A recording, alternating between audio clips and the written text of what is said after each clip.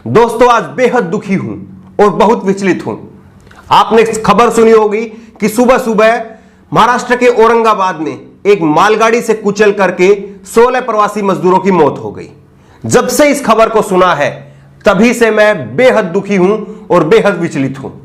लेकिन एक बात मैं आज यहां पर कहना चाहूंगा, और उस बात से मेरी बात से अगर आप सहमत हैं तो उस बात को मैं चाहूंगा कि आप नीचे कमेंट सेक्शन में भी जरूर लिखें और इस वीडियो को ज्यादा से ज्यादा शेयर करें, ताकि ये जो बात है, अगर आप इस बात से सहमत हैं तो ये बात दूर तक जाए।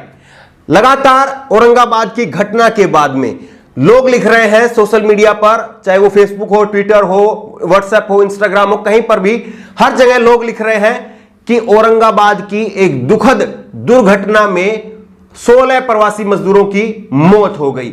मैं इसको दुर्घटना कतई नहीं मानता हूं। मैं ये कहता हूं कि यह दुर्घटना नहीं है, यह सरकारी नीतियों का नतीजा है। अगर आप इस बात से सहमत हैं तो नीचे कमेंट बॉक्स में भी जरूर लिखिए कि औरंगाबाद की दुर्घटना नहीं है बल्कि सरकारी नीतियों का नतीजा है। यह सरकारी नीतियों का नतीजा नहीं तो और क्या है कि लॉकडाउन के 54 दिन के लॉकडाउन में आज हम चल रहे हैं। 17 मई तक लॉकडाउन जो है वो सरकार घोषित कर चुकी है। तीसरा ये लॉकडाउन है और हम अपने प्रवासी मजदूरों के लिए अभी तक इंतजाम नहीं करवा पाए हैं। और वही प्रवासी मजदूर अगर अपने घरों से निकल रहे हैं तो उनके लिए कहीं पर कोई इंतजाम नहीं हो पा रहा है। सोच करके देखिए कि ये प्रवासी मजदूर जो अपने घर से चले थे, जालान से चले थे औरंगाबाद के लिए, इन्हें मध्य प्रदेश जाना था। वही मध्य प्रदेश जहां पर लॉकडाउन से पहले शिवराज सिंह चौहान सरकार बनाते हैं और सरकार बनाने के लिए 22 विधायकों को कर्नाटक से मध्य प्रदेश भोपाल में चार्टर्ड प्लेन से लाया जाता है, उनको 5 स्टार होटल में ठहराया जाता है और इन मजदूरों को रेल की पटरियों पर सोना पड़ता है। सोच करके देखिए कि ये मजदूर कितने दुखी होंगे, कितना जो है ये लोग परेशान हो चुके होंगे, कितना थकान महसूस कर चुके होंगे कि जब ये पटरी पर लेटे तो इतनी गहरी नींद में सो गए कि इनको दर दर दर दर दर करती हुई रेल की आवाज नहीं सुनाई दी।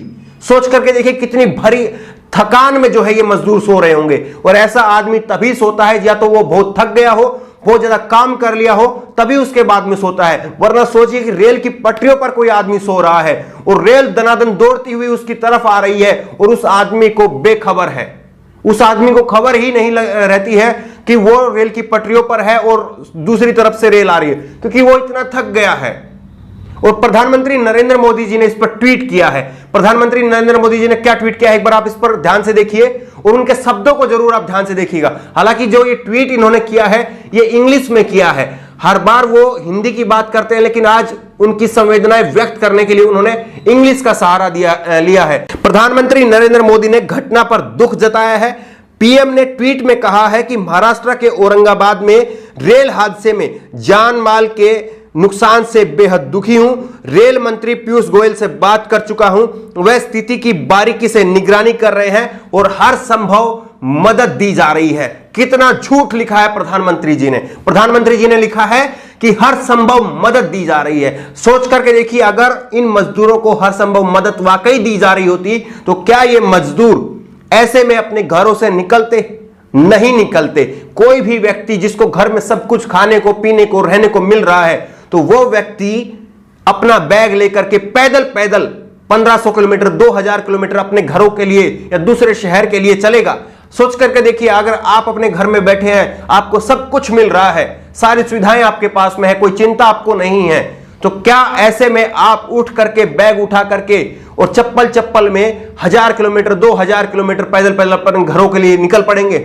नहीं निकलेंगे। वही व्यक्ति निकलेगा जिसका अंदर से पेट खाली हो चुका है, जिसको अंदर से यह महसूस होने लगा है कि सरकार उसके लिए अब कुछ नहीं करने वाली है। शहरों में अगर हम रहे तो भूखे मर जाएंगे, इसीलिए जैसे तैसे भी हो अपने घरों को पहुंचिए। लगातार मैं ये बात कह रहा हूं, कल भी मैंने ये खबर की थी, ग्राउंड रिपोर्ट आपको दिखाई थी कि प्रवासी मजदूर कह रहे हैं कि हम क्या करें, हम रोज खाने कमाने वाले लोग हैं, हम कमाना चाहते हैं, हम खाना चाहते हैं, लेकिन ऐसी ही हालत रही तो या तो हम भूखे मर जाएंगे या हम लूट करने के उस पे नौबत पे आ जाएंगे कि लूट मार जो है वो मच जाएगी। और प्रधानमंत्री नरेंद्र मोदी जी कहते हैं कि हर संभव मदद दी जा रही है। कितना झूठ बोलते हैं प्रधानमंत्री जी।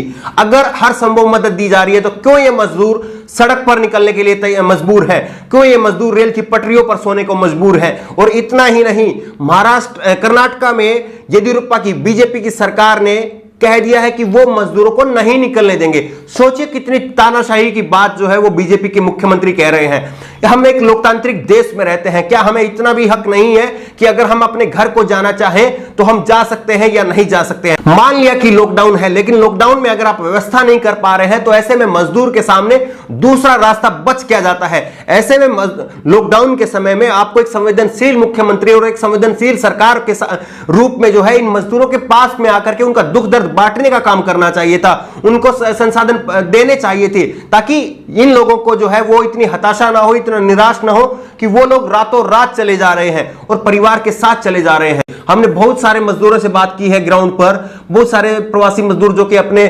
शहरों को, अपने राज्यों को लौट रहे हैं, उनसे बात की है। वो यही बात कहते हैं कि हमें मालूम नहीं है कि हम अपने घर पहुंचेंगे या नहीं पहुंचेंगे, लेकिन हम चलते जा रहे हैं क्योंकि अगर हम यहां रहे तो हम भूख से मर जाएंगे। और सुधीर चौधरी, आपको ये सुधीर चौधरी का ट्वीट आपको याद है? सुधीर चौधरी ने कहा था कि इन गरीबों के पास में पैसे नहीं है ट्रेन का टिकट खरीदने के लिए, लेकिन शराब खरीदने के लिए पैसे हैं। सुधीर चौधरी को आज ये रेलवे ट्रैक पर पड़ी हुई रोटियां उनके मुंह पर करारा तमाचा मारने का काम कर रही हैं। ये वो गरीब लोग हैं सुधीर चौधरी जी, जिनकी सूखी रोटियां हैं, इनके पास वाकई पैसे नहीं हैं।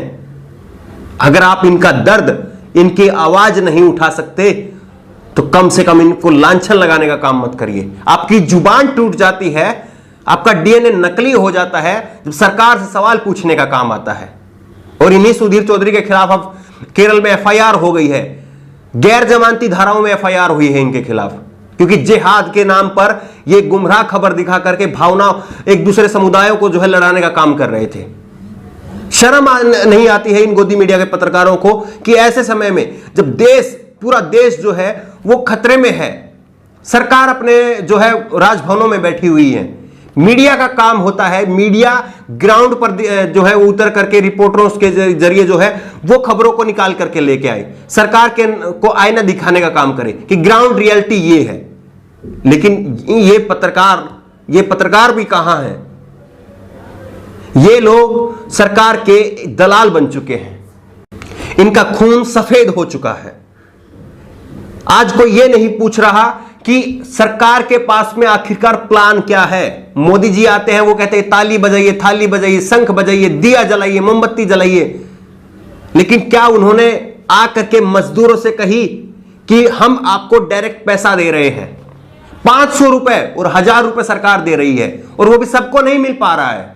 और आप सोचिए कि आज के दौर में 500 रुपए में क्या होता है, 1000 रुपए में क्या होता है। कांग्रेस पार्टी की तरफ से मांग की जा रही है कि 7,500 रुपए, 7500 रुपए हर महीने दिए जाएं। 7500 नहीं दे तो 5000 रुपए कम से कम, ताकि वो रोज का खा ले, दिन का, एक महीने का उसका खर्चा चल जाए। 5000 रुपए सीधे सीधे प्रधानमंत्री जी को देना चाहिए। अभिजीत बैनर्जी और रघुराम राजन से जो है राहुल गांधी ने बात की। रघुराम राजन जो कि आरबीआई के गवर्नर रहे हैं, जिनको पैसे का लेन देन का मालूम है कि कितना पैसा जो है वो आता है, कितना जाता है, कितना खर्च होता है, उन्होंने कहा है कि 65,000 करोड़ रुपए में हम प्रति व्यक्ति जो है वो 7,500 रुपए की नगद मदद हम पहुंचा सकते हैं। लेकिन सरकार नहीं कर रही है। 8,000 करोड़ रुपए का प्रधानमंत्री जी अपने लिए प्लेन खरीदते हैं। 20,000 करोड़ रुपए में नया संसद बनाने का प्लान चल रहा है। और अभी कल का एक खबर देखिए, कल की एक खबर है, 49,000 रुपए सांसदों का भत्ता बढ़ाया गया है। 7 अप्रैल 2020 का ये गैजेट है।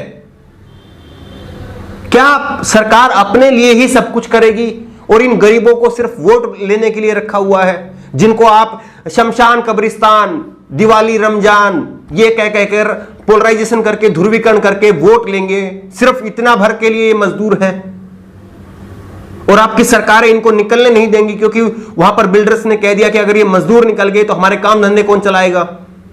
आपको बड़ी फिक्र है मजदूरों की, लेकिन आज मजदूर जब घर में भूखा बैठा है, आज मजदूर भूखा रेलवे ट्रैक पर सो रहा है, उसको ट्रेन कुचल करके मार देती है, और आप कहते हैं कि ये दुर्घटना है। ये दुर्घटना नहीं है, यह सरकार की नीतियों का नतीजा है। अगर सरकार ने प्रॉपर तरीके से लॉकडाउन किया होता और लॉकडाउन के बाद में अगर प्रॉपर तरीके से व्यवस्थाएं बनाई होती, लॉकडाउन के तीसरे चरण में हम हैं और अभी तक ऐसी व्यवस्था ही नहीं बनी कि इन प्रवासी मजदूरों के लिए कोई इंतजाम हो। ऐसी कोई व्यवस्था नहीं बनी है अभी तक। श्रमिक स्पेशल ट्रेन चलाई जा रही है, लेकिन उनमें भी पैसा वसूला जा रहा है और इन गरीबों के पास में सुधीर चौधरी तो कहते हैं कि दारू का पैसा है, सूखी रोटियां हैं उनके पास में। इसलिए मैंने कहा कि अगर आप मेरी बात से सहमत हैं तो इस वीडियो को शेयर करिए और नीचे कमेंट बॉक्स में भी जरूर लिखिए, औरंगाबाद एक दुर्घटना नहीं है, यह सरकारी नीतियों का नतीजा है। अगर सरकार ने समय से काम किया होता तो ये प्रवासी मजदूर इस तरह से सड़क पर, रेलवे ट्रैक पर आने को मजबूर ना होते। और उम्मीद करते हैं कि प्रधानमंत्री नरेंद्र मोदी जी कम से कम उनका दिल जो है वो आज जरूर पसीजेगा और इन प्रवासी मजदूरों के लिए कोई ना कोई बड़ा ऐलान जरूर करेंगे और सीधा टीवी पर आकर के वो हर काम कर सकते हैं, वो ताली बजवाने के लिए कह सकते हैं, हर कुछ कह सकते हैं वो, लेकिन इन प्रवासी मजदूरों से क्यों नहीं बात कर रहे हैं? क्या इसीलिए बात नहीं कर रहे हैं क्योंकि प्रवासी मजदूरों के लिए प्लान चाहिए। प्रवासी मजदूरों को आप ये नहीं कह सकते कि आप ताली बजा लीजिए काम हो जाएगा, थाली बजा लीजिए, फूल बरसा दीजिए काम हो जाएगा। इससे उनका पेट नहीं भरता है, उनको पैसा चाहिए, उनको राशन चाहिए, भाषण नहीं चाहिए। तो उम्मीद करते हैं कि प्रधानमंत्री नरेंद्र मोदी जी उनका दिल पसीजेगा और वो इन प्रवासी मजदूरों के लिए जरूर सोचेंगे। और अगर आप मेरी बात से सहमत हैं कि औरंगाबाद की घटना एक दुर्घटना नहीं है तो इस खबर को ज्यादा से ज्यादा शेयर करें। धन्यवाद।